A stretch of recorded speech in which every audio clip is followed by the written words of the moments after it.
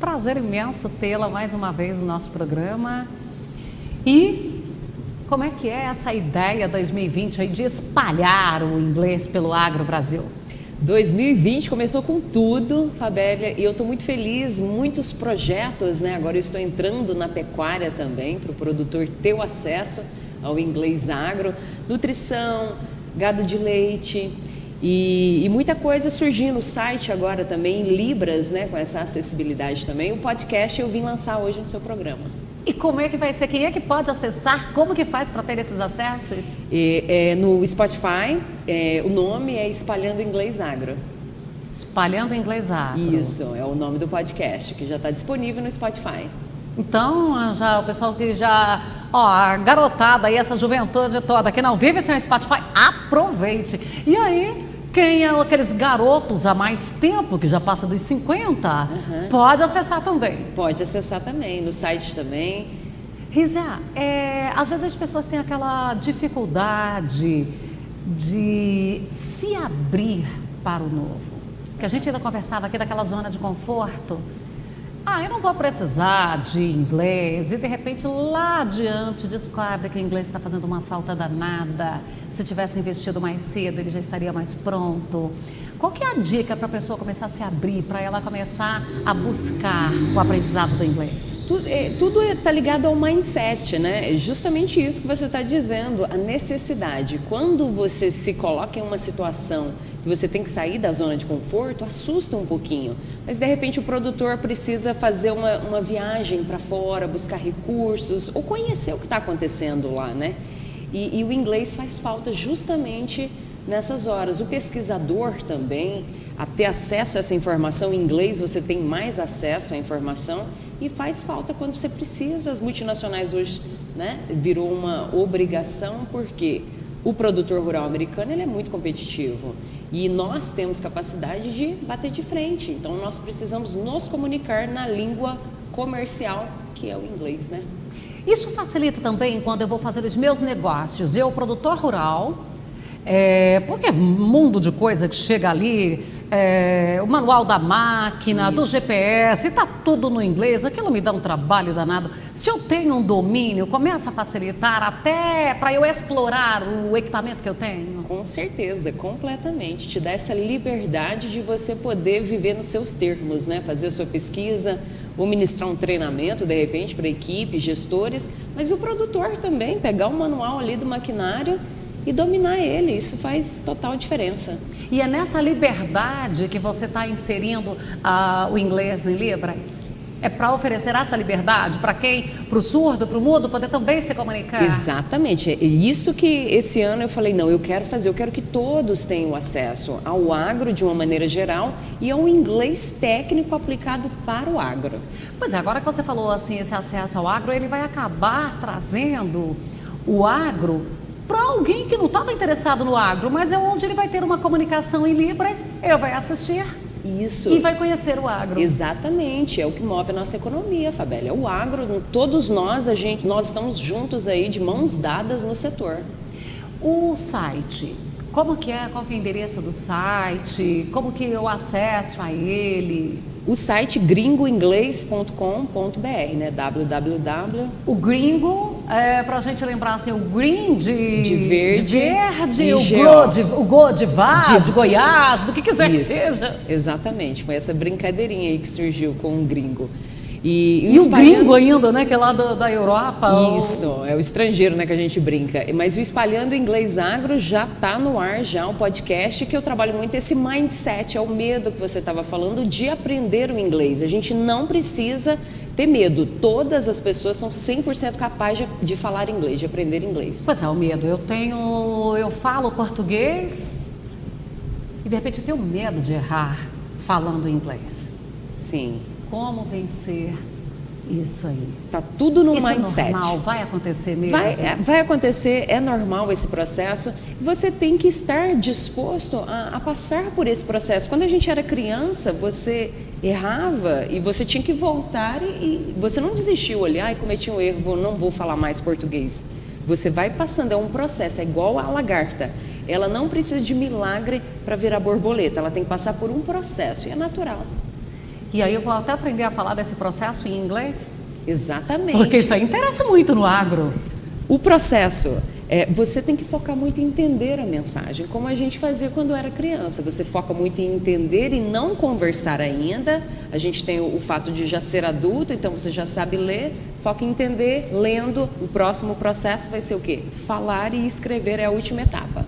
Você traz essas dicas que eu acho muito bacana, que eu acho que inclusive dá aquela descortinada para a gente se entregar ao novo, que é essa dica que você traz lá, que a criança, quando começa a falar o seu idioma nativo, ela não sabe o que é sujeito, o que é advérbio, o que é verbo, preposição, ela fala. Exatamente, eu falo muito isso, a gente não precisa focar na gramática para aprender inglês. Depois você vai entender o que é quem ali. Exatamente, a gramática ela é um complemento da língua, a gente precisa se entregar à língua e não ficar entendendo os porquês. Por que agora, eu vou falar agora, eu preciso de um sujeito, de um substantivo, de um adjetivo. A gente não fala desse jeito pensando nas regras, você simplesmente se comunica porque você entende a mensagem. É o mesmo processo, não precisa ser ao contrário.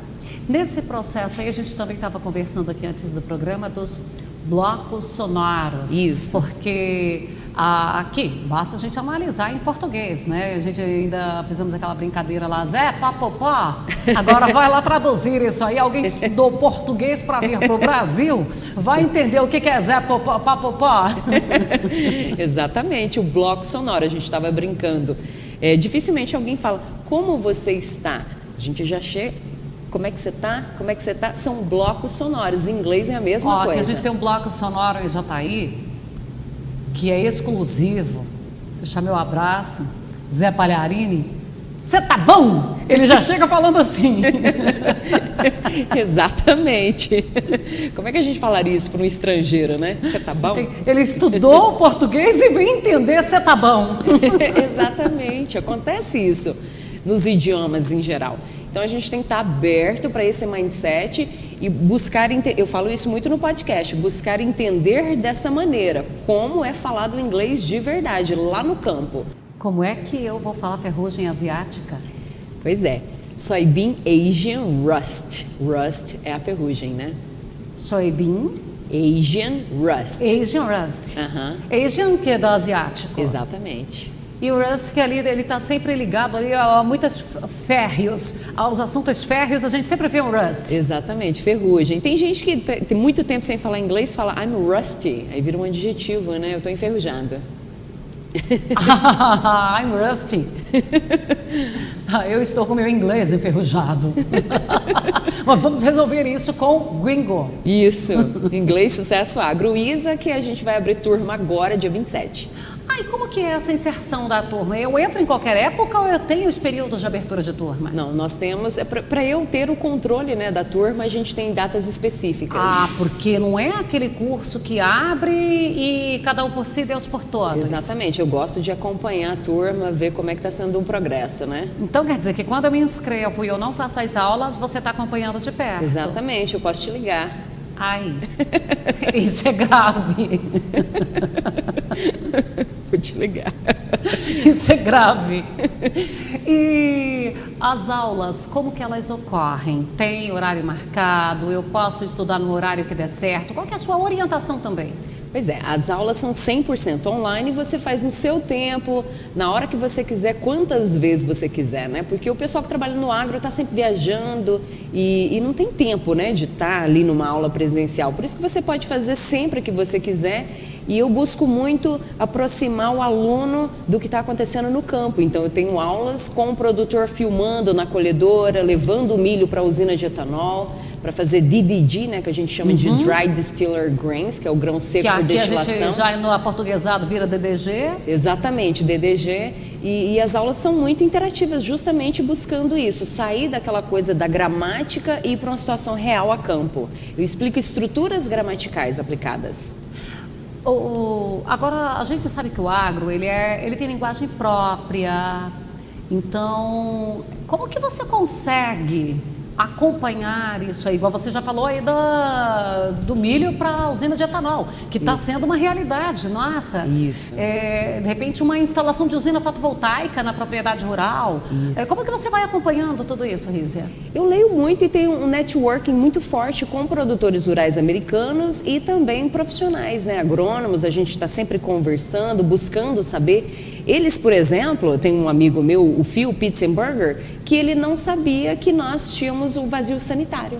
Ele não sabia, ele falou, então acaba nossa, que você surpresa. também vira uma informante para eles, você orienta eles com relação aos nossos hábitos aqui. Exato, é uma região, né, de Iowa, por exemplo, ele falou, nossa, eu não sabia que vocês tinham o vazio sanitário da soja, então eu informei para ele, a gente troca muita informação. E eu já vi alguns vídeos que ele faz, mostrando ali as ações, o que está acontecendo. Isso, e eu jogo isso tudo em aulas, né, interativas, e também dentro do curso eu estou abrindo um sistema agora onde você vai falar com o produtor, a gente vai fazer uma reunião, né, e o aluno vai poder ter acesso ao produtor para treinar o inglês também. Isso que eu ia questionar, isso aí vai facilitar, porque a gente basta olhar o Brasil, que eu pego um produtor que tem um piá, o outro produtor que tem um guri, o outro que tem um menino, o outro que tem um moleque. O regionalismo. É o regionalismo. E com esse relacionamento com os produtores em regiões distintas... Isso. Eu não falo nem só mas a gente vai falar mais dos Estados Unidos, porque é onde a grande potência agrícola acontece, né? A agropecuária. Então eu também tenho essa oportunidade de conversar com um que tem um sotaque de um jeito, um que está mais para o sul, outro mais para o meio. Isso, eu acho muito importante esse regionalismo para você treinar o seu ouvido, né? Que é o foco, entender a mensagem, que é a parte principal. Em alguns estados dos Estados Unidos, a gente tem os belts, né? Os cinturões, Isso. né? O Corn Belt, por exemplo. Em Iowa, o produtor chama o barracão de máquina de shed. Alguns chamam de shed. Em outros lugares, nas Dakotas, por exemplo, é shop. Então, é uma palavrinha curta para mechanical shop, que seria o barracão de máquinas. Então, na verdade, se eu não souber, de repente eu sei uma e eu me perco com a outra, que é a mesma coisa. Acontece isso no Brasil também. Você vai para um lugar que chama aipim, e outro é mandioca. Acontece isso também. Tá vendo? Aí a gente precisa estar com quem entende do assunto. E quem entende do assunto, Rízia. Querida, nosso tempo já está esgotando. Obrigada pela oportunidade. Agradecer. Muito obrigada. E você faça o compromisso de estar conosco mais vezes. Pode me convidar. Olha, a gente também tem um Minutinho Agro. O Ag Minute. A Rízia, o Ag Minute, que a Rízia está fazendo para a gente, para o Sucesso no Campo. Então, você acompanhando, você vai aprender algumas expressões diretamente já do agro no inglês. Exatamente, no Sucesso no Campo. No Sucesso no Campo. Muito obrigada pela parceria, pelo carinho, pela atenção de sempre, Rízia. Obrigada.